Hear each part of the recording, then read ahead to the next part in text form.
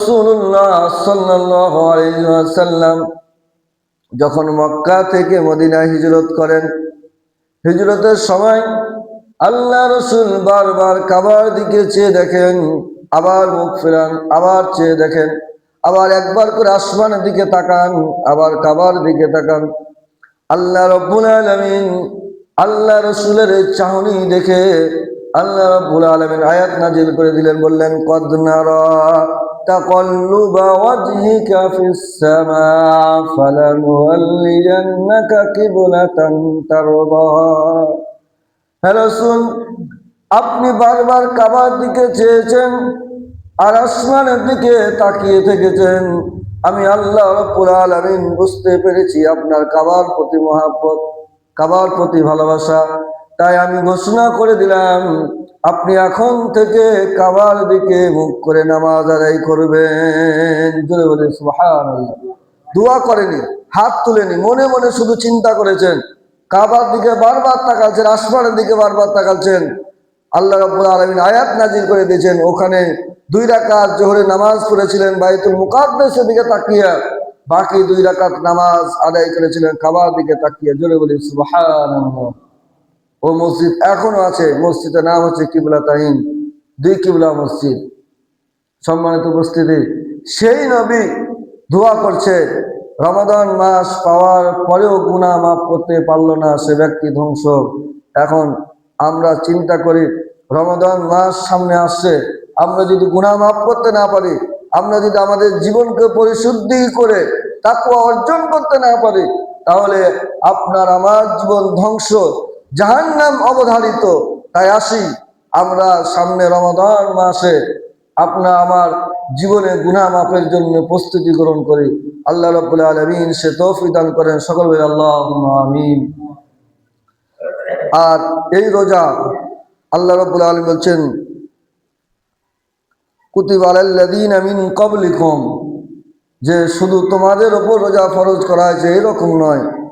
কামা কুতিবা আলাল্লাযীনা মিন ক্বাবলিকুম, তোমাদের পূর্বে যারা ছিল তাদের উপর রোজা ফরজ ছিল। এমন কত জাতি ছিল তাদের উপর রোজা ফরজ ছিল, একদিন বাদে একদিন রোজা, একদিন বাদে একদিন রোজা। আবার অনেকে ছিল একটা রোজা, বা মুহররম মাসে রোজা ফরজ ছিল। কিন্তু বিশ্বনবী মুহাম্মদ রাসূলুল্লাহ সাল্লাল্লাহু আলাইহি সাল্লামের প্রতি দয়া করে, মায়া করে তার উম্মতের উপর রোজা ফরজ করেছেন একটি মাস। কয়টি মাস? একটি মাস। সেই মাসের নাম কি? রমাদান। এই রমাদান মাস আল্লাহ রাব্বুল আলামিন আপনাকে আমাকে রোজা করার জন্য সময় দিয়েছেন। কেন দিয়েছেন? লাআল্লাকুম তাত্তাকুন, যদি কেউ রোজা রাখে সে তাকওয়া অর্জন করতে পারবে, খোদাভীতি অর্জন হবে। প্র্যাকটিক্যালি খোদাভীতি অর্জনের যে মাধ্যমগুলো দেখেন প্র্যাকটিক্যাল, সেটা হচ্ছে যে রোজার মাসে, আমি গত জুমায় বলেছিলাম, আজকেও বলছি, রোজার মাসে খাবার নিয়ে বসে থেকে আজান দেওয়ার আগে কেউ খায়? ধরেন একটা গরিবের ছেলে, খ্যাপা, মানে তার ব্রেন ট্রেন কম আছে, কিন্তু সেও যদি আজান দেয়, তার আজান আমরা ইফতার করি না? ইফতার করি। বলি কি যে ও আজান দিলে আর আজান ঠিক নেই। আজানের আগে, মাগরিবের আজানের আগে, কাটায় কাটায় সময়ের আগে কেউ ইফতারি করি না। এই যে আল্লাহর ভয়ে আমি ইফতারি করলাম না, আল্লাহর ভয়ে যে আমি কিছু খাইলাম না, এই ভয়টা হচ্ছে প্রত্যেকটা ক্ষেত্রেই থাকতে হবে। এটা হচ্ছে প্র্যাকটিক্যাল। রোজা একজন ব্যক্তিকে আরেকজন ব্যক্তি ডেকে নিয়ে এসে খাওয়ায়, পারস্পরিক সম্পর্ক, ভালোবাসা, ভ্রাতৃত্ব তৈরি হয়। কি কথা ঠিক না বেঠিক? আল্লাহ রসুল বলেছেন, কোনো ব্যক্তি যদি রোজা করে আর একজন ব্যক্তিকে যদি রোজা করে, পানি দিয়ে যদি ইফতারি করায়, তারপরে সে ব্যক্তি রোজা রেখে যে সওয়াব, এই পানি দিয়ে ইফতারি করলেও সে সওয়াব। কি কথা ঠিক না বেঠিক? যার কারণে দেখা যায় রাস্তা দিয়ে রোজার সময় টাইম পার হয়ে গেছে, চিনে না, তার সাথে কোনোদিন দেখা হয়নি, তারপরে ডেকে ইফতারি করায়। কি করায় না? এই যে ভালোবাসা, এই ভালোবাসা শুধু রোজার মাসে নয়, এই ভালোবাসা মৃত্যু পর্যন্ত আল্লাহ রাব্বুল আলামিন আপনাকে যে হায়াত দিয়েছেন, এই সব সময় মানবতার সাথে এই ভালোবাসা স্থাপন করতে হবে। এটা হচ্ছে শিক্ষা, ট্রেনিং এর মাস, প্রশিক্ষণের মাস।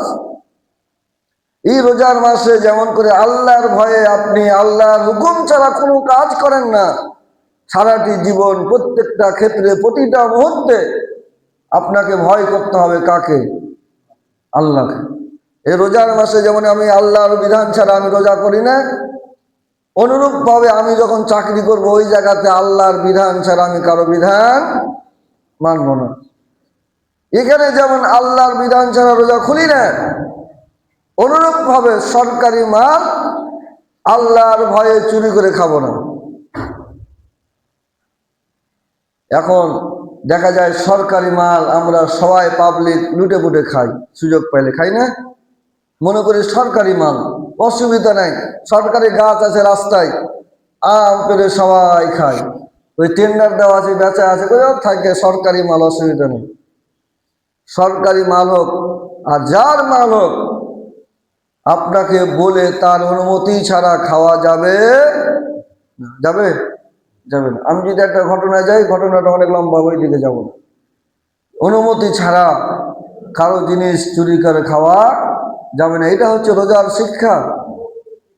রমাদান মাসে আমরা যেমন করে মানুষের প্রতি মানুষের ভালোবাসা সৃষ্টি করি, সারাটি বছর সেই ভালোবাসা করতে হবে। যদি এই সম্পর্ক থাকে, বলেন তো দেখি, সমাজে মারামারি, হানাহানি, কাটাকাটি, ফাটাফাটি থাকবে? থাকবে না। আমরা এগুলো করি না, রোজার মাসে শুধু করি একটু, আর তাও তো প্রথম প্রথম একটু হয়, মাঝখানে আর একটু বেশি করি, আর শেষ দশক আসলে সব ঝেড়ে ফেলে দেই। তখন খালি খুঁজি কখন চাঁদ উঠবে আর ভটকা ফোটাবো। কথা ভুল বললাম? এই আমরা চিন্তা করি। রমাদান মাসে রোজা যদি রাখে, আল্লাহ রসুল বলেছেন রমাদান মাসে যদি কেউ রোজা রাখে, দেখে রোজাদারদের কেমন মর্যাদা, কেমন ফজিলত। রমাদান মাসে যদি কেউ রোজা রাখে, সারাদিন রোজা না রেখে মানুষের মুখ দিয়ে একটা গন্ধ তৈরি হয়, হয় না? আল্লাহ রসুল বলেছেন রোজাদারের মুখের গন্ধ মিসকের আম্বারের চাইতে অতি পবিত্র। জোরে বলি সুবহানাল্লাহ। মুখের গন্ধটা আপনার পবিত্র, মুখের গন্ধেরও দাম আছে। তাইলে রোজার মাসের যে ফজিলত, যে দাম, এই ফজিলত, এই দাম মানবতার জন্য আল্লাহ রাব্বুল আলামিন দিয়েছেন। এই জন্য না খেয়ে থাকার কারণে নাকি? হ্যাঁ, না খেয়ে থাকার কারণে? না খেয়ে থাকার কারণে নয়। আমি যে আয়াতটা তেলাওয়াত করেছিলাম, আল্লাহ রাব্বুল আলামিন বলেছেন শাহরুর রমাদানিল্লাযী উনজিলা ফীহিল কুরআন, এই রোজার মাসে কোরআন নাযিল হয়েছে, যার কারণে তোমাদের মর্যাদা আমি আল্লাহ রাব্বুল আলামিন বাড়িয়ে দিয়েছি। জোরে বলি সুবহানাল্লাহ। তাহলে এই রমাদান মাস কোরআন নাযিলের মাস। কোরআন নাযিল হওয়ার কারণে রোজার মাসে একটা নফল ইবাদত করলে অন্য মাসের একটা ফরজ ইবাদতের সমান সওয়াব। রমাদান মাসে একজন ব্যক্তিকে খাওয়ালে তার একটা রোজার সওয়াব। রমাদান মাসে মুখের গন্ধ মিসকে আম্বারের চাইতে অতি পবিত্র। এর একটি মাত্র কারণ যে শাহরু রমাদানিল্লাযী উনজিলা ফীহিল কুরআন, এই মাসে কোরআন নাযিল হয়েছে, যার কারণে এই আল্লাহ রাব্বুল আলামিন সম্মান বৃদ্ধি করে দিয়েছে। তাহলে কোরআন নাযিলের মাস হওয়ার কারণে মাসের দাম সবচাইতে বেশি, বেশি না? এখন দেখেন, এই মাসে একটা রাত রয়েছে, লাইলাতুল কদরি খায়রুম মিন আলফি শাহর।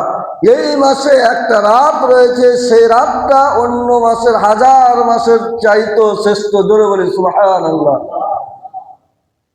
এই যে এক মাস কোরআন নাযিল হওয়ার কারণে রমাদান মাসের সব মর্যাদা বৃদ্ধি।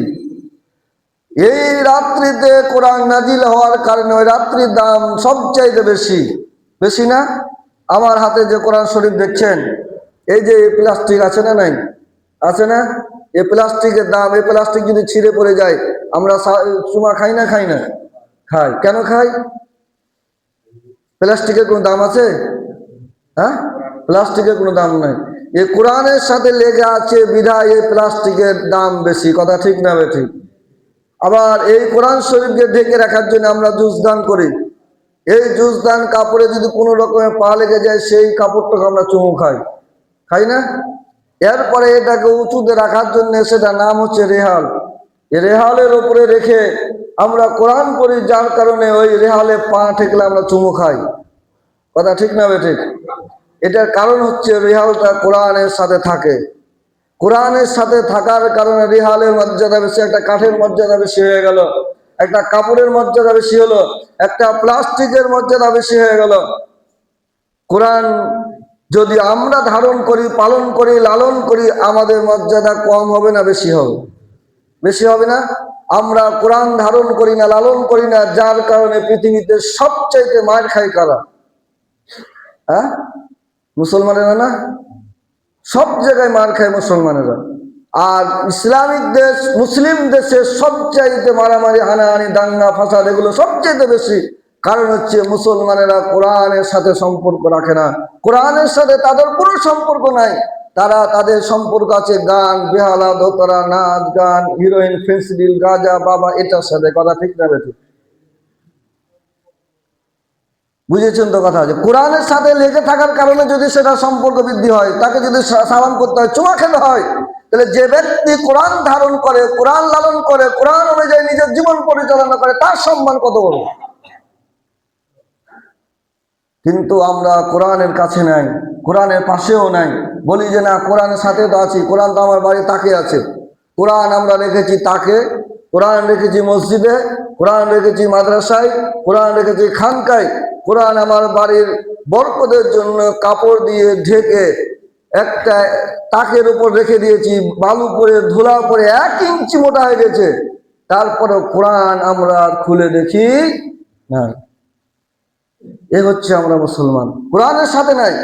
কোরআন আমাকে যে রাস্তায় যেতে বলেছে সেই রাস্তা আমরা যাই না, কোরআনকে আমরা ধারণ করি না, কোরআনকে আমরা লালন করি না, যার কারণে আমাদের সমাজে অবস্থা। তাহলে সম্মানিত উপস্থিতি, এই রমাদান মাস এসেছে আপনাকে আমাকে জান্নাতে নিয়ে যাওয়ার জন্যে। কিন্তু জান্নাতে নিয়ে যাওয়ার জন্য এই মাসে কেন জান্নাতে নিয়ে যাওয়ার জন্য সুযোগ? সেটা হচ্ছে আল্লাহ রাব্বুল আলামিন কোরআন নাজিল করেছেন, যার কারণে আপনাকে আমাকে জান্নাতে যাওয়ার সুযোগ করে দিয়েছেন। কথা ঠিক না বেঠিক? তাহলে কোরআন, আল্লাহ রাসূল বলেছে, মান ক্বরাআল কুরআন ফাস্তাযহারাহু ওয়া হাল্লা হালালাহু ওয়া হারামা হারামাহু আদখালাহুল্লাহুল জান্নাহ। কোরআন যে রাস্তায় চলতে বলে সে রাস্তায় যদি চলে, কোরআন যেটা হারাম বলেছে সেটা যদি সে মেনে চলে, যেটা হালাল বলেছে সেটা যদি সে পালন করে, আল্লাহ রাসূল বলেছেন আদখালাহুল্লাহুল জান্নাহ, সে ব্যক্তি জান্নাতের যে কোনো দরজা দিয়ে প্রবেশ করতে পারবে। জোরে বলি সুবহানাল্লাহ। এখন আমরা এখানে যারা উপস্থিত আছি, আমরা কোরআনের ধারক বাহক কয়জন আছি? কোরআন বুকে লালন করি, ধারণ করি, তারা কয়জন আছি? কোরআন যদি আমরা বুকে লালন করতাম, ধারণ করতাম, আমাদের সমাজে সন্ত্রাস থাকতো না। থাকতো? আমাদের দেশ হচ্ছে শতকরা 95% মুসলমান। এই দেশে দেশ পরিচালনা হতো কোরআন অনুযায়ী, হতো না? দেশ পরিচালনা হতো কোরআন অনুযায়ী। কিন্তু আমরা যখন কোরআন অনুযায়ী দেশ পরিচালনার কথা বলি, তখন ইমামের চাকরি চলে যায়। আমরা যখন কোরআন অনুযায়ী রাষ্ট্র আইন সংস্কার করতে বলি, তখন ইমামের চাকরি চলে যায়, বলা হয় এটা হচ্ছে রাজনীতি। কথা ঠিক না বেঠিক? কথা ঠিক না? বিশ্বনবী মুহাম্মদ রাসূলুল্লাহ সাল্লাল্লাহু আলাইহি সাল্লাম যখন ঘোষণা করেছিলেন লা ইলাহা ইল্লাল্লাহ মুহাম্মাদুর রাসূলুল্লাহ, সেই সকল আরব জাহিলিয়াত লোকেরা বুঝেছিল এই কালেমার অর্থ, এই কালেমার মর্যাদা, এই কালেমার দাম তারা বুঝেছিল। কারণ হচ্ছে তারা আরবি জানতো। কথা ঠিক না? আমরা আরবি জানি না, যার কারণে আমরা কালেমাকে বলেছি ভিক্ষার বলি। ভিক্ষা করতে আসলে কালেমা না পড়লে ভিক্ষা দেই না, এরকম আমাদের সমাজে আসে না? নাই আসে না? এমন ফকির কালেমা এসে বলেন আবার ভিক্ষা চাই। যারা এই কালেমা বিক্রি করে ভিক্ষা করে, আমি বলতে চাই এদেরকে ভিক্ষা দেওয়া জায়েজ নাই।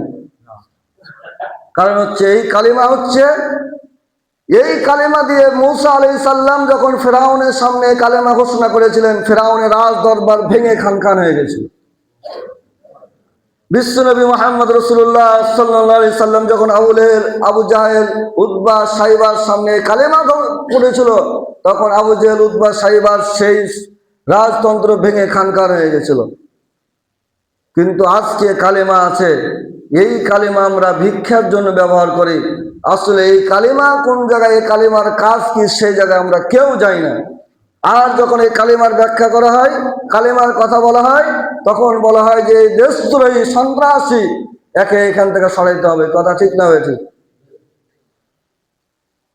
এই কালিমার অর্থ হচ্ছে লা ইলাহা ইল্লাল্লাহ, সার্বভৌমত্ব সকল ক্ষমতার মালিককে আল্লাহ।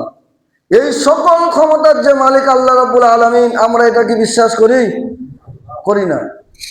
যদি আমরা এটা বিশ্বাস করতাম, তাহলে আমাদের সমাজ কোরআন দ্বারা পরিচালিত হতো। এখন অনেকে রাগ করছেন যে হুজুর তো মনে হয় যে দলের কথা শুরু করে দিলে, রাজনীতির কথা শুরু করলে।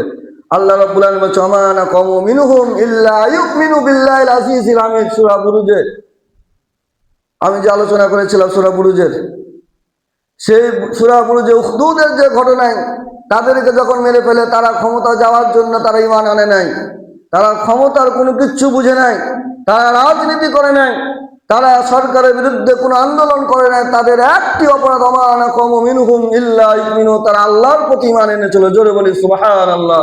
এই আল্লাহর প্রতি ঈমান আনার কারণে, কোরআনের প্রতি ঈমান আনার কারণে তাদেরকে আগুনে ফেলে, গর্তে ফেলে আগুন জ্বালিয়ে শেষ করে দেওয়া হয়েছিল। সম্মানিত উপস্থিতি, এই কোরআনের আসল বাণী, আসল কথা আমাদের সমাজে, আমাদের রাষ্ট্রে, আমাদের ভিতরে কারো নাই। কোরআন শুধু আমরা তেলাওয়াত করি। তেলাওয়াতের ক্ষেত্রেও দেখা যায়, এই এলাকায় বলে সারা বাংলাদেশে যদি আমরা জরিপ করে বের করি, শতকরা 98% মানুষই কোরআন শরীফ পড়তে জানে না। কি কথা বুঝতে পেরেছেন? আর যারা জানে, এর মধ্যে আবার সহি কয়জনের আছে। আবার যদি জানেও, কোরআনের অর্থ বোঝে না, কোরআনের ব্যাখ্যা বোঝে না। ধরেন আমাদের দেশে প্রায় 8 লক্ষ হাফেজ আছে। কয় লক্ষ হাফেজ? 8 লক্ষ হাফেজ আছে। এই হাফেজেরা কোরআনের অর্থ বুঝে? কোরআনের ব্যাখ্যা বুঝে? ব্যাখ্যা বুঝে না। তাহলে এই যে 8 লক্ষ হাফেজ, যারা কোরআনের ব্যাখ্যা বুঝে না, অর্থ বুঝে না, কোরআনে কি বলেছে তারা জানে না, তাদের কাছ থেকে ফতোয়া নিই, তখন ফতোয়া হয় একরকম। হ্যাঁ, আবার আলেমের কাছে যখন যায়, ফতোয়া হয় আর এক রকম। কারণ আলেমরা কোরআন শরীফ জানে, বুঝে। আমরা যারা সমাজে কোরআন শরীফ পড়তে জানি, কোরআন শরীফ সহি নাই। এখন দেখেন, আলহামদুলিল্লাহ রব্বিল আলামিন, এই যে আলহামদুলিল্লাহ রব্বিল আলামিন, এখানে যদি আলহামদু বলি, হবে? আলহামদু বললে অর্থ হবে না? হবে না? খারাপ অর্থ হবে না? কাপ দিয়া কুল আর কপ দিয়া কুল, কুল মানে হচ্ছে বলা, আর কাপ দিয়া কুল মানে হচ্ছে কুকুর। হ্যাঁ, আমরা কুল আল্লাহ সূরা যখন বলি, হ্যাঁ, কপ দিয়া বলি না কাপ দিয়া বলি? হিসাব করেন তো, কি বলি?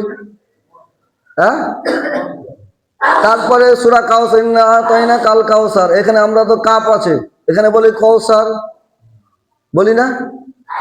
আল্লাহু আকবার, এই শব্দটা আল্লাহু আকবার, আমরা বলি আল্লাহু আকবার। কি কথা ভুল বললাম? বলি না? এটা যদি আমরা না জানি, এটা যদি আমরা না বুঝি, তাহলে কোরআন আমাদের সাথে কেন আছে? আমরা বলছি আমরা কোরআন মানি, কই কোরআন মানা হলো? হ্যাঁ, আমরা কোরআন পড়তে জানি না, আমরা পড়া শিখতেও চাই না, কোরআনের অর্থ বুঝি না, কালেমা তাইও বা জানি না, অথচ ফতোয়া দেওয়ার বেলায় কোরআনের বড় মুহাদ্দিস মুফাসসির। কি কথা ঠিক না? ইসলামের কথা বললে বলা হয় ধর্ম ব্যবসায়ী। যারা ইসলাম মানে, ইসলামের কথা বলে, কোরআনের কথা বলে, তারা ধর্ম ব্যবসায়ী না? যারা একবার হজ করে, ওমরা করে ফতোয়া দেয়, তারা ধর্ম ব্যবসায়ী। যারা জীবনে নামাজ পড়ে না, তাদের স্বার্থের জন্য ইসলামের ফতোয়া দেয়, তারাই হচ্ছে ধর্মের ব্যবসায়ী। এই দেশের আলেম সমাজ ধর্ম ব্যবসায়ী নেয়, তারা ধর্মীয় ব্যক্তিত্ব। কথা ঠিক না বেঠিক? তারা ধর্মই লালন করে, ধর্মই পালন করে, ধর্ম দিয়ে মানুষকে সত্যের দিকে ডাকে। আর এই কোরআন যদি সমাজে প্রতিষ্ঠিত হয়, এই দেশের মানুষ দরজা খুলে আরামে ঘুমাইতে পারবে, কেউ তাদেরকে ডিস্টার্ব করবে না। কারণ বিশ্বনবী মুহাম্মদ রাসূলুল্লাহ সাল্লাল্লাহু আলাইহি সাল্লাম কোরআন দিয়ে যখন রাষ্ট্র পরিচালনা করেছিলেন, তখন ওই সমাজের যেই এলাকার মানুষগুলো নারীরা একাই রাস্তা বের হতে পারতো না, নিজের ঘরে ধর্ষিত হতো, সেই সমাজের নারীগুলো হাজার হাজার মাইল টাকা নিয়ে, সৌন্দর্য নিয়ে এক দেশ থেকে আর এক দেশ গেছে, কেউ তাদের দিকে তাকায়নি। তারপরে সবচেয়ে উত্তম উদাহরণ দেখেন আরাফার ময়দান। সারা বিশ্বের মুসলমানেরা হজ করতে যায়। আরাফার ময়দানে নারী এবং পুরুষ পাশাপাশি কাছাকাছি এক রাত এক জায়গায় শুয়ে থাকে। আকাশের চাঁদকে হার মানাবে এরকম সুন্দরী নারীও পাশে থাকে। আজ পর্যন্ত পৃথিবীর ইতিহাসে কেউ বলতে পারবে না একজন নারী ধর্ষিতা হয়েছে। বলতে পারবে? বা হারাইয়ে গেছে? কেন পারবে না? সেখানে আছে কোরআনের আইন। কার আইন? কোরআনের আইন। আর দেখেন ইউরোপ আমেরিকা, দেখেন কিছুদিন থেকে অ্যাপস্টাইন একটা নথি, 30 লক্ষ পৃষ্ঠা নথি আবিষ্কার হয়েছে না, প্রকাশ হয়েছে না, ফেসবুকে প্রতিদিনই আসছে। আমেরিকার প্রেসিডেন্ট থেকে শুরু করে বিশ্বের বড় বড় মাতাব্বর যারা আছে, তাদের একটা দ্বীপে নিয়ে যে সারা পৃথিবী থেকে মানুষদেরকে অপহরণ করে, নারীদেরকে অপহরণ করে নিয়ে যে ওই জায়গায় তারা ধর্ষণের রাজত্ব কায়েম করেছে। কথা ঠিক না বেঠিক? এই যে বিভিন্ন দেশ আমেরিকা ইউরোপেরা যুদ্ধে যে আক্রমণ করে ওই দেশের শিশুদেরকে, নারীদেরকে তারা ওখান থেকে নিয়ে যেয়ে ওই দেশে নিয়ে যেয়ে ওই দ্বীপে রেখে তাদের প্রতি যৌন নির্যাতন করে, নিপীড়ন করে, তাদেরকে হত্যা করে, তাদেরকে পুড়িয়ে গ্রিল করে, কাবাব করে তারা খায়, আনন্দ উল্লাস করে। ডোনাল্ড ট্রাম্প, তার নথিতে আছে, বিল গেটসের নাম নথিতে আছে। বিভিন্ন দেশের রাজা প্রজাদের নাম এই নথিতে আছে না? নাই? যারা ফেসবুক ইউটিউব দেখেন, দেখবেন প্রতিদিনই একটা করে নথি আসতে আছে পৃষ্ঠা। 30 লক্ষ পৃষ্ঠার নথিতে প্রত্যেকের নাম ছবি সহ আছে। একজন নারী ওই জায়গা থেকে ফিরে এসে হাইকোর্টে রিট করার কারণে সকল নথি উন্মোচন করতে বলেছে। উন্মোচন করতে যায় দেখা যায় ওই দেশের সবচেয়ে যারা বড়, বিল ক্লিন্টন বলেন, ডোনাল্ড ট্রাম্প বলেন, বারাক ওবামা বলেন, সকলের নাম ওই লিস্টে আছে।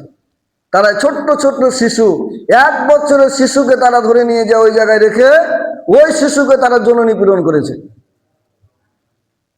1 বছরের শিশু। এবং যৌন নিপীড়ন করার পর ওই বাচ্চাটাকে জীবন্ত গ্রিল করে তারা আনন্দ করে খেয়েছে। এর চাইতে মানবতার খারাপ দৃষ্টান্ত আর হতে পারে? আরবের জাহিলি যুগকে তারা হার মানিয়েছে। কারণ হচ্ছে তারা কোরআনের সাথে নাই। কথা ঠিক না বেঠিক? তারা বলে আমরা মানবতার বন্ধু, আমরা মানবতার কাজ করি, মানবাধিকার নিয়ে তারা এত মাতামাতি করে, অথচ তাদের নিজেদের জীবনে মানবতা লঙ্ঘনে হাজারো রেকর্ড লিখিত থেকে গেছে। তাহলে এই কোরআন যদি তাদের কাছে থাকতো, তাহলে তারা এই কাজ করতে পারতো না। ইসলাম যেখানে নাই সেখানে শান্তি নাই, সেখানে আরাম নাই, নিরাপত্তা নাই। আল্লাহ রাব্বুল আলামিন বলছেন, কোরআন দিয়ে যদি তোমরা নিজের জীবন পরিচালনা করো, কুল নাহবিতু মিনহা জামিআ ফাইম্মা ইয়াতিয়ান্নাকুম মিন্নী হুদান ফামান তাবিআ হুদায়া ফালা খাউফুন আলাইহিম ওয়ালা হুম ইয়াহজানুন। তোমরা যদি কোরআনের হিদায়াত মেনে নাও, কোরআন অনুযায়ী নিজের জীবন পরিচালনা করো, পারিবারিক জীবন পরিচালনা করো, সমাজ পরিচালনা করো, রাষ্ট্র পরিচালনা করো, ওয়ালা খাউফুন আলাইহিম ওয়ালা হুম ইয়াহজানুন, তাহলে তোমাদের কোনো ভয়ও থাকবে না, চিন্তারও কোনো কারণ থাকবে না। জোরে বলি সুবহানাল্লাহ। তাহলে কোরআন যদি সমাজে প্রতিষ্ঠিত থাকে, কিসের ভয় থাকবে না? রাস্তা দিয়ে যাওয়ার ভয় থাকবে না, টাকা সম্পদ নিয়ে ঘোরাফেরার কোনো ভয় থাকবে না, জানমালের কোনো ভয় থাকবে না, আপনার আমার চলাফেরা উঠা বসায় কোনো জায়গায় যে আমার জীবনে কোনো ভয়